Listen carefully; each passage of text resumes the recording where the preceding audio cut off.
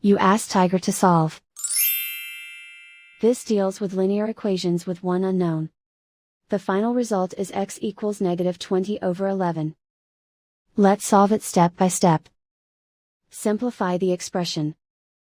Expand the parentheses. Multiply the coefficients. Simplify the arithmetic.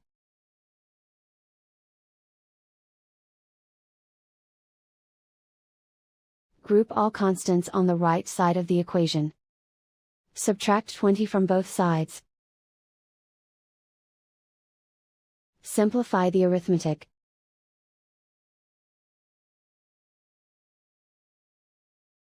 Isolate the x. Divide both sides by 11. Simplify the fraction. And so the final result is x equals -20/11.